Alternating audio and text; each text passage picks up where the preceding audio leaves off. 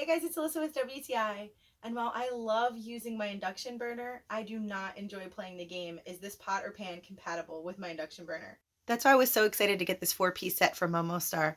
The deep frying pan fits nicely for chicken thighs, and as you can see, I got a nice good brown on them. And in the frying pan, I was able to fit 1 large onion and 1.5 large bell peppers. And you can see that the nonstick works really well because the beans aren't sticking at all and I have barely any oil in there. One of the really cool things about this set is that the handles don't heat up, so even after boiling my pot of rice, I was able to remove the lid without the handle being hot.